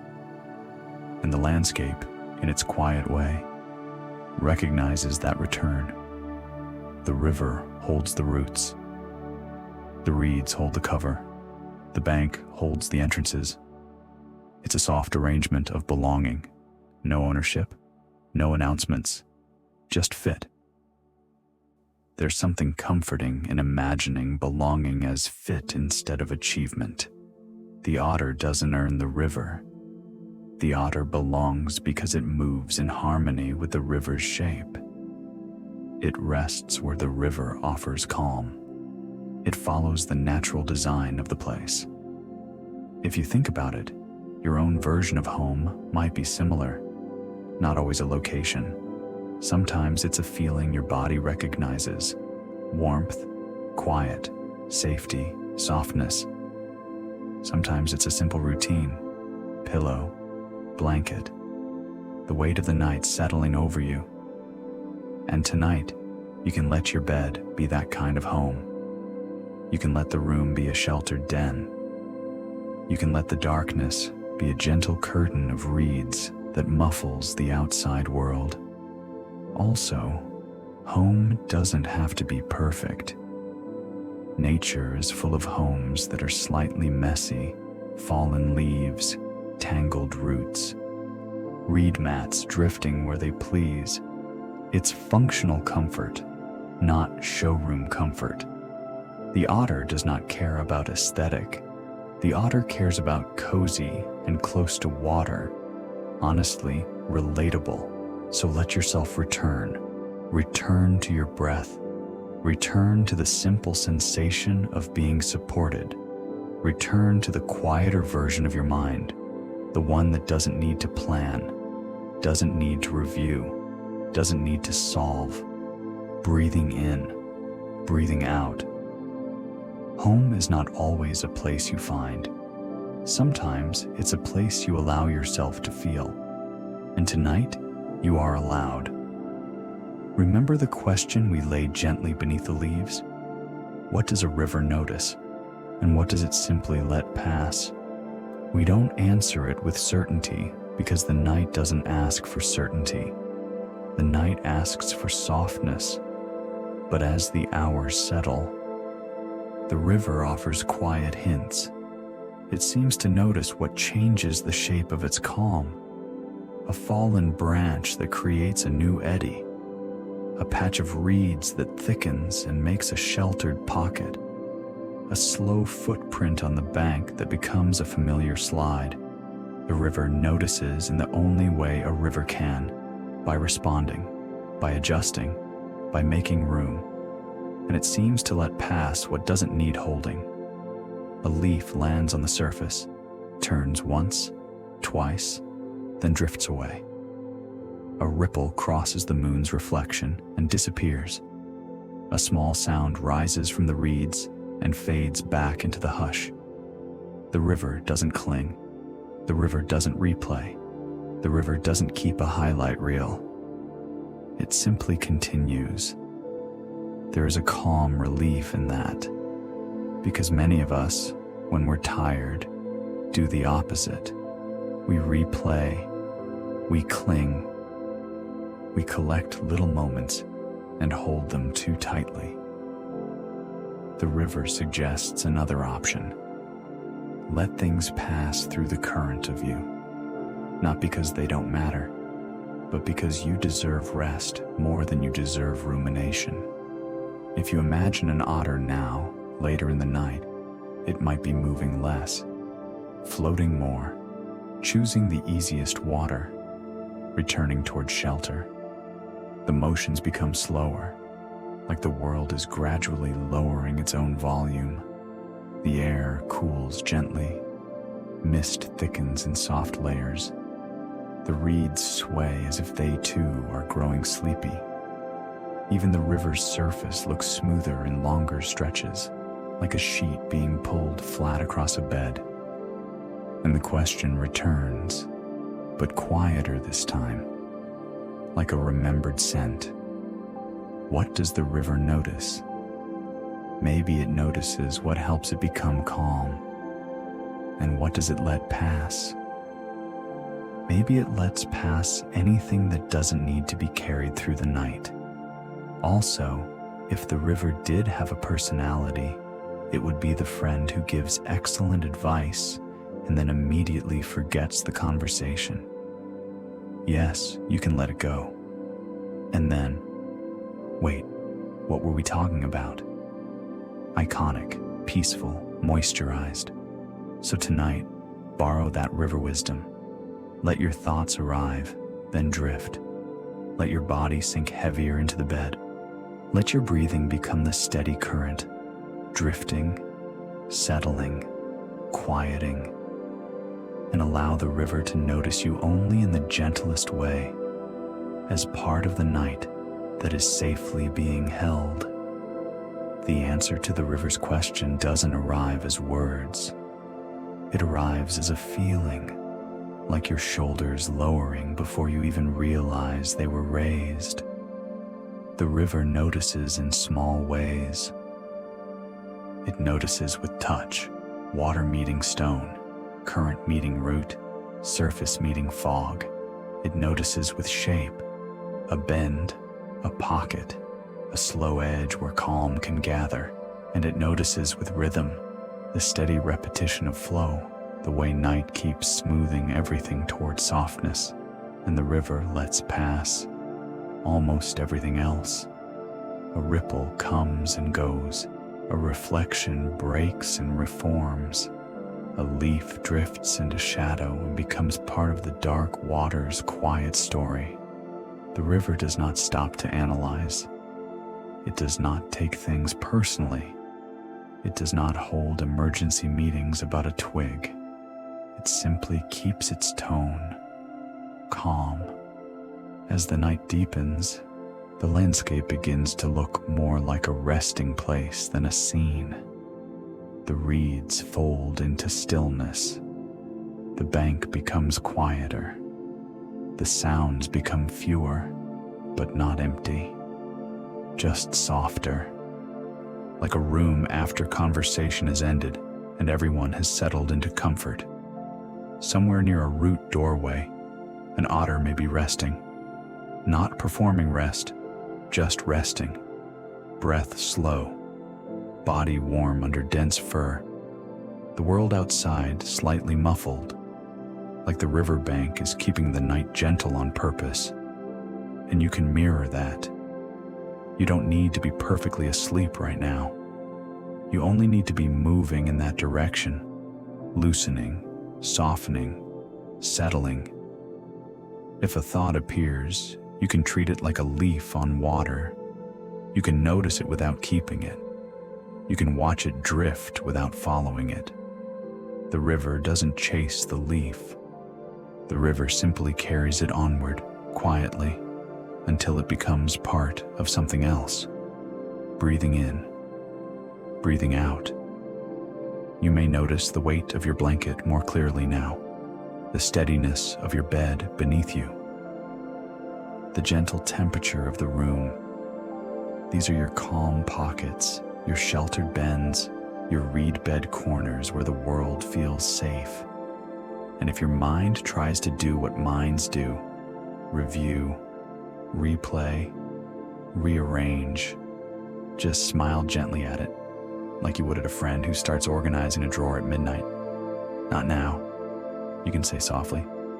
We're floating, drifting, settling, quieting. The river's answer is not a sentence, it's a rhythm. And tonight, you can let that rhythm carry you slowly, steadily into sleep. The night begins to fold itself into a deeper quiet. Not suddenly, nothing in nature really does sudden in a graceful way.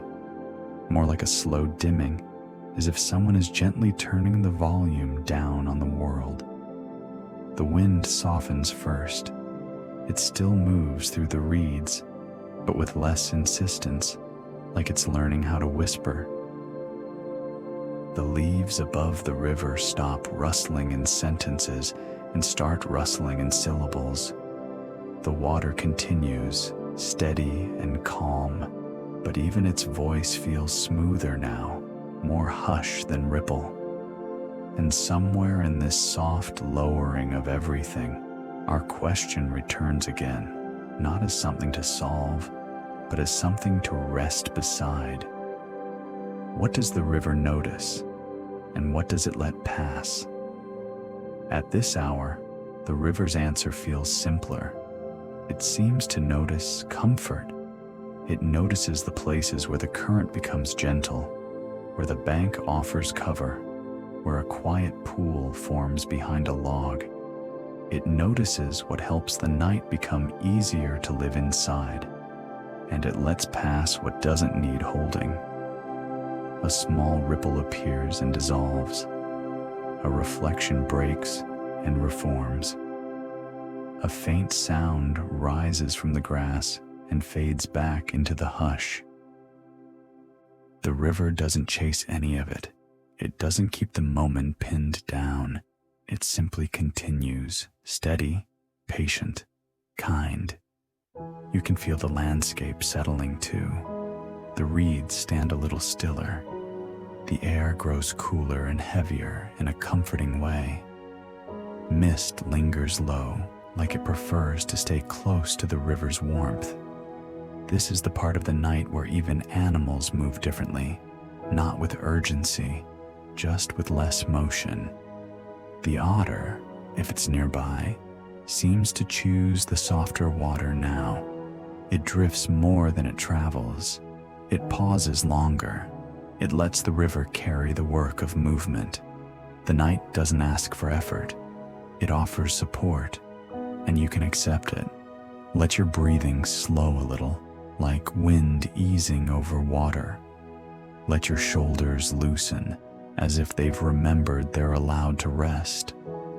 Let your thoughts be fewer or softer, or simply less important, like distant sounds that don't need your attention.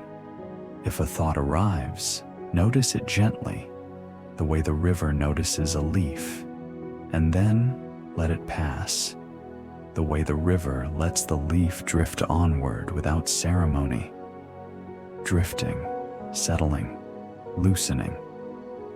This is the descent back into stillness, not a fall, not a plunge, just a quiet return, like coming home to a room with the lights already low, and the river remains with you, steady, soft, and unbothered, holding the night in its calm rhythm until sleep feels like the most natural next step. The riverbank becomes quieter now, not because life has disappeared, but because everything has chosen a softer way of being. The reeds lean in closer together. The water smooths into longer stretches of stillness. Even the moonlight looks gentler, stretched thin across the surface like a silk scarf laid carefully over a shoulder. Somewhere along the bank, there is a doorway, maybe beneath roots, maybe under a fallen log, maybe simply in a sheltered bend where the air stays calm. The otter knows these doorways the way you know the comfortable side of your pillow. No thinking required, just recognition. You don't need to follow the otter all the way in. You can simply imagine the entrance, dark, quiet, safe. A small pocket of warmth in the night, a place where sound becomes muffled and the outside world feels far away, like a conversation in another house. And as you picture it, the river's question returns once more, even softer than before. What does the river notice? And what does it let pass? At this hour, it feels like the river notices only what helps things settle. It notices the calm edges. It notices the sheltered corners. It notices the slow places where the water holds its shape, and it lets the rest pass through. Not because it doesn't matter, but because the river understands something simple. The night is not for carrying everything. The night is for releasing, for smoothing, for letting the day become less sharp. You can do the same. Let the details of today drift farther away. Faces, messages, tasks, small worries. Let them move downstream in your mind, becoming quieter with each breath. You don't have to push them away. You can simply stop holding them. Breathing in, breathing out. Feel the bed beneath you, steady and supportive. Feel the weight of your blanket, like a gentle hand reminding your body you are safe enough to soften. The sounds around you, whether it's the river in your imagination or the quiet of your room, can become one soft layer of comfort. Nothing needs attention. Everything is allowed to just be. If the otter is resting now, it is not thinking about tomorrow. It is not reviewing the day. It is simply letting its body return to stillness, wrapped in warmth, tucked into the night's quiet architecture. And you can step through that same doorway. Not a doorway you walk through, but one you drift through, slowly, gently, into the darker, softer space where sleep begins to feel close. Drifting, settling, quieting. This is the return, the gentle homecoming, the moment when the river's calm becomes your calm, and the night's softness becomes your own. The fog stays low over the river, as if it has decided this is where it belongs. It doesn't hurry. It doesn't separate. It simply drifts in slow layers, smoothing the edges of everything it touches. In the fog, the world looks softer and safer. The far bank becomes a suggestion. The trees become silhouettes. The water becomes a quiet mirror that forgets to reflect too sharply. This is the kind of night that feels like a lullaby without words. Somewhere, an otter rests, maybe tucked into a sheltered place, maybe floating briefly in a calm pocket of water, maybe simply breathing in the quiet the way you do when you finally stop trying to stay awake. The exact scene doesn't matter. The feeling does. The feeling is held. Fog holds the river in a gentle hush. The river holds the night in steady motion, and you are held too by your bed, by your blanket, by the simple, patient rhythm of your breathing. In and out. You can let your thoughts become like fog, present but not heavy, visible but not sharp. If something floats through your mind, it doesn't need a label. It can drift in, drift across, and drift away again. The night doesn't demand clarity. The night offers softness. If you notice the same thought returning, let it return quietly, like fog rolling back over the same water. No frustration, no commentary, just a gentle repetition until it fades on its own. Your body already knows what to do. It knows how to slow the heartbeat. It knows how to soften the muscles. It knows how to sink into rest, one small release at a time. And if your mind wants a small, friendly image to rest on, let it be this: the fog moving across the river, slow and kind, like a blanket being adjusted without waking you. Everything becomes quieter. Even the spaces between sounds feel softer now. Breathing in, breathing out. You don't have to go anywhere. You don't have to finish anything. You don't have to be perfectly asleep yet.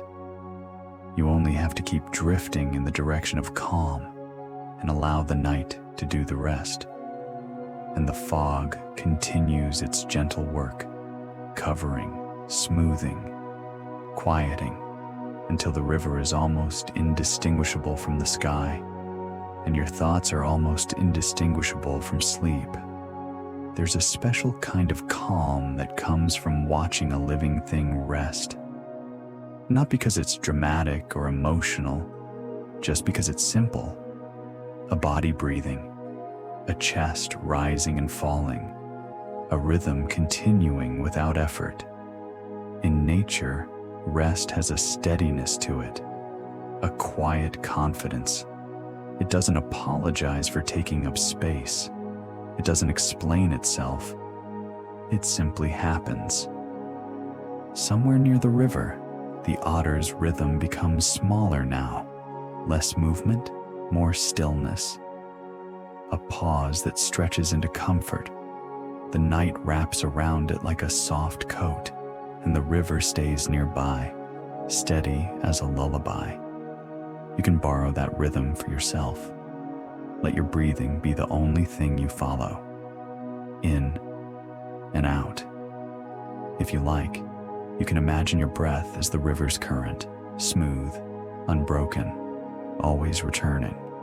You don't need to control it. You don't need to make it perfect. You only need to notice it and let it keep going. In and out. This is how the night carries you. Not with big moments, with small repetitions. And there's something quietly reassuring about repetition. The mind relaxes when it realizes nothing new is required. No decisions, no performance, just the same gentle motion again and again, until the body recognizes it's safe to let go. If a tiny smile appears at the thought of an otter being extremely good at resting, you can let that smile be soft too, like a small light turning on and then dimming again. The otter's whole vibe is professional relaxation, and honestly, it's nice to have a role model who doesn't send motivational quotes. The river continues. The reeds barely move. The fog stays low. The moonlight rests on the surface in thin, quiet pieces. And you, here, can rest as well. Let your jaw soften. Let your shoulders drop. Let your hands loosen. Let your legs sink heavier into the bed, as if the mattress is gently welcoming them deeper. In and out. The steady rhythm of life is not loud tonight. It is a quiet pulse, a gentle tide, a soft return. And if sleep begins to arrive, you don't have to greet it. You can simply allow it, the way the river allows fog to drift across its surface, drifting, settling, quieting. In the deepest part of night, the world can start to feel like it's made of one gentle element. Not literally, of course, but in mood, in texture, in softness. Everything becomes water. The air feels smoother, as if it's flowing quietly through the room. The darkness feels like a calm surface. Your thoughts, if they appear at all, feel less like words and more like ripples, small movements that rise and fade without needing explanation. The river, in your imagination, continues its steady hush. And even if you're far from any actual water, your body remembers what rhythm feels like.